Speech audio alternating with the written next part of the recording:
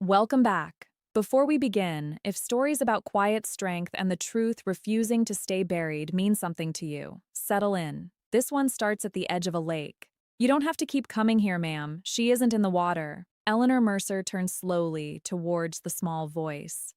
The wind off Beaver Lake carried the smell of cold mud and pine, and her fingers tightened around the silver locket she had worn every single day for 1 year.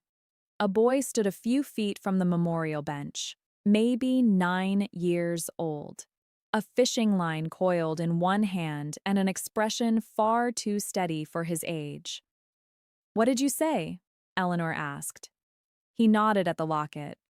"That girl, I seen her. She has breakfast at my grandma's place every morning before school." Eleanor's heart did something painful and slow. She looked down at the bronze plaque bolted to the bench. "In loving memory of Lila Mercer, age 7. The lake took her, but never our love. She had paid for that plaque. She had chosen the font." "My daughter drowned in this lake last spring," Eleanor said carefully, "the way you speak to someone who has made an honest mistake. They never recovered her. I'm sorry, but you've confused her with someone else." The boy didn't flinch. He reached into the pocket of a coat 2 sizes too big and pulled out a folded photograph, soft at the corners from handling. "My grandma told me to bring this if I ever saw the lady with the locket. She said you'd come back to the bench eventually. You always do." Eleanor took the photograph because her hand moved before her mind agreed. It showed a cramped kitchen with yellow curtains and a thin girl standing on a step stool stirring something in a pot. The girl was laughing at whoever held the camera. Around her right wrist was a worn friendship bracelet, and behind her right ear, just visible where her hair was tucked, was a small crescent-shaped birthmark. Eleanor stopped breathing. She knew that birthmark. She had kissed it 1,000 times. And she knew, with the certainty that lives in the body before the mind catches up, that she was not looking at a stranger. The locket slipped from her fingers and swung on its chain. Somewhere across the lake, a loon called once, then went silent. What the people who had ordered that plaque did not know was that they had made one mistake. They had built a lie out of paper, and paper was the one thing Eleanor Mercer had spent 30 years learning to read. "My name is Eleanor Mercer." I was 54 years old that spring, and for most of my adult life, I had been the woman whose name hung on half the cranes in Asheville, North Carolina. I built Mercer and Vale out of a rented drafting room and a single commission in 1986. By the time my husband died of a heart attack at his desk, the firm had put up hospitals, courthouses, and 3 of the tallest towers in the city. People assumed money made me hard. It didn't. What made me careful was paper. An architect lives and dies by documents, a misread tolerance, a forged inspection stamp, a notary seal in the wrong shade of blue, and a building falls or a deal collapses. For 3 decades, I had trained my eye to catch the small, wrong thing inside the official-looking thing. I just never imagined I would have to point that eye at my own family. After my husband passed, my younger brother Preston came to work beside me at the firm. He was charming in the way that closes rooms quickly and empties them just as fast once people learn what charm costs. His wife, Diane, handled our family trust and the household accounts. They lived well on the edges of what I had built, and I told myself that was what family did. You carried them. You didn't count. Lila was the only thing I had ever made that mattered more than a building. I adopted her at 4 months old, after years of believing I had missed my chance at motherhood. She had a crescent birthmark behind her ear and a laugh that didn't care who was listening. When she turned 5, I gave her a real brass pocket compass, the kind surveyors used, and I told her the truth as I understood it. "If you're ever lost," I said, "this points home, and home is wherever I am." She carried that compass everywhere, to school, to bed, to the lake. I was in London closing the largest contract of my life the weekend Preston called to tell me my daughter was gone. Before I tell you what the boy photograph led me to, do me a small kindness. Drop a comment and tell me where you're watching from and what time it is for you right now. I read everyone. Here's the thing about grief built on a lie. It feels exactly like real grief. There is no seam you can find by touch. The story I was given was clean and complete. Lila had gone out on the lake in a small rowboat with Preston and Diane while I was overseas. A storm came up fast. The boat capsized. Diane was pulled out by a fisherman. Preston dove again and again. Lila never surfaced. Search and rescue dragged the lake for 9 days and recovered nothing but the compass, found snagged on a submerged branch near the reeds. They handed me that compass at the airport. Diane was crying so hard she could barely stand. Preston held me up by the elbow and said the words I would replay for a year. "We did everything, Ellie. The water just took her." I believed them because they were family, and because the compass was real, and because a mother who has lost her child does not interrogate the people who were holding the rope. I let Preston handle the paperwork. There was a great deal of it. Without a body, you cannot simply bury a child. You petition a court to declare her dead. Preston brought me documents at the kitchen table while I sat numb, and I signed where the little tabs told me to sign. A declaration of death in absentia, a guardianship release, an amendment to the family trust to simplify Lila's portion now that she's gone. I signed them all. I was an architect who could spot a forged stamp at 40 paces, and grief made me sign 9 pages without reading a single one. There were smaller things too, the kind you only see in hindsight. The week before the accident, Preston had asked me 3 separate times when the new succession documents for the firm would be finalized. Diane had quietly moved the trust's banking to an institution I'd never used. And after the funeral with no body, the memorial with the empty bench, Preston started referring to himself in meetings as acting chair. I told myself he was grieving in his own way. I told myself a lot of things that year. What I did not do, not once in 12 months, was ask why a strong swimmer who could hold her breath for nearly a minute, a 7-year-old who took lessons every Saturday, had drowned in calm water within sight of 3 adults. I didn't ask, because the alternative was unthinkable. And then a boy at a memorial bench made me think it. His name was Eli. His grandmother was named Pearl Dawson, and she ran a small lakeside diner and tackle shop at the far north end of the water, the kind of place with handwritten prices and a screen door that never quite shut. By the time we reached it, my legs were moving on something other than will.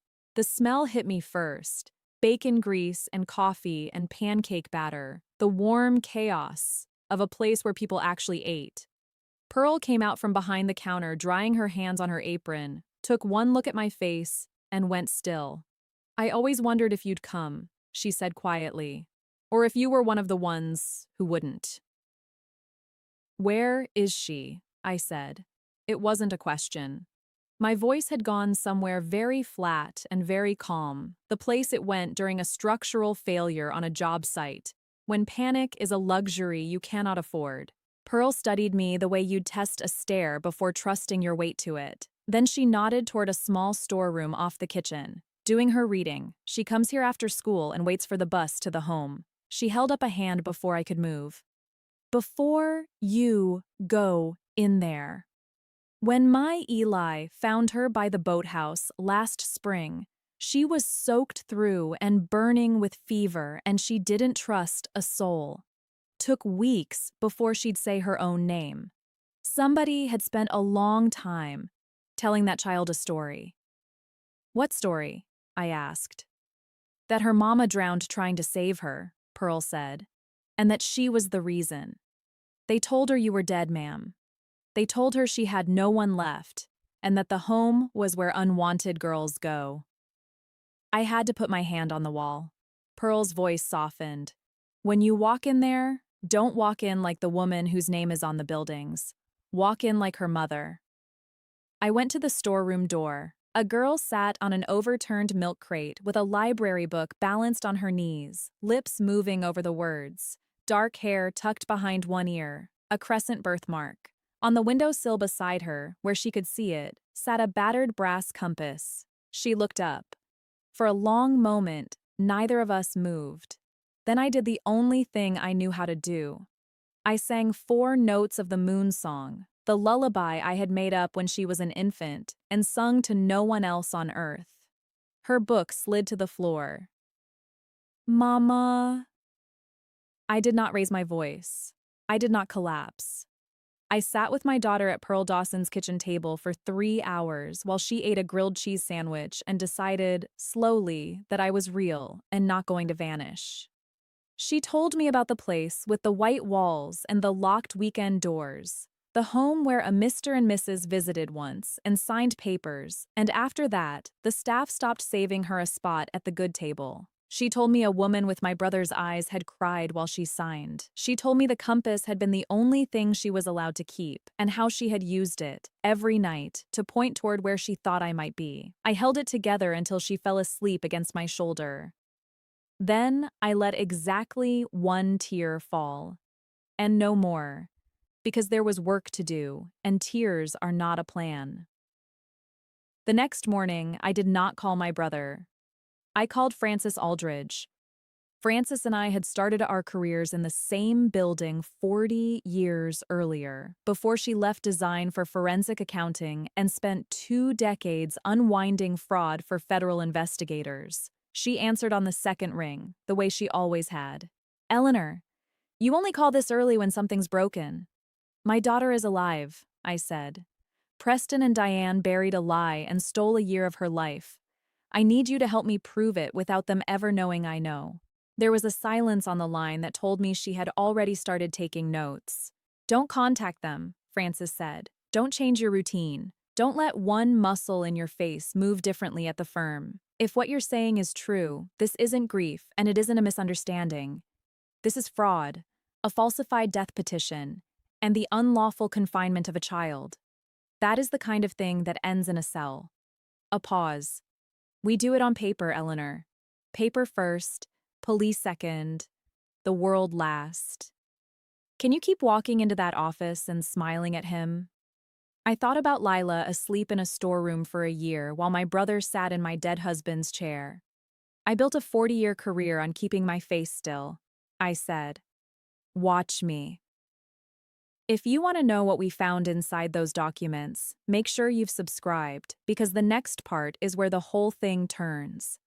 For 3 weeks, I lived 2 lives. In the daylight one, I went to the firm and let Preston walk me through the agenda, and pretended my hands didn't want to close around his throat. I let him call himself acting chair. I let Diane kiss my cheek. I even let Preston float, gently, the idea that perhaps it was time I stepped back, and named a successor at the firm's 40th anniversary gala, now only weeks away. I told him I would think about it. I watched his overconfidence grow like mold in a damp wall, and I let it, because confident people get careless, and careless people leave fingerprints. In the nightlife, Frances and I built the case. It is a deeply satisfying thing, watching a lie come apart under good light. We started with the death in absentia petition. Frances pulled the court filing and laid it beside a clean exemplar. Here, she said, tapping the notary seal with the eraser end of a pencil. The commission number is real, but the seal impression is from a stamp that was reported lost and replaced 2 years before this date. Somebody used an old stamp they shouldn't still have had. I looked at it and felt 30 years of training click into place. I had caught forged inspection seals on building permits the same way. The wrong tool always leaves the wrong shadow. We kept pulling threads. The search and rescue report that recovered the compass had been filed by a private contractor, not the county dive team, and paid in cash. The guardianship transfer that placed Lila in Cedar Hollow, the residential facility, listed her under a false name, Lily Vance, with both parents marked deceased. The intake had been signed by Diane and notarized with that same retired stamp. And the money. Frances followed the money the way water follows gravity. 2 months before the so-called accident, the family trust had begun quiet transfers to a consulting service that on paper did nothing and, in practice, manufactured documents. A second account paid a Cedar Hollow administrator a monthly sum to keep one child's paperwork from ever reaching a desk that might ask questions. They didn't panic and cover up a tragedy, Frances said, spreading the timeline across my kitchen table at 2 in the morning. They planned it before there was anything to cover up. Look at the dates. The succession documents for the firm, the trust amendment removing Lila as primary heir, the move of the banking.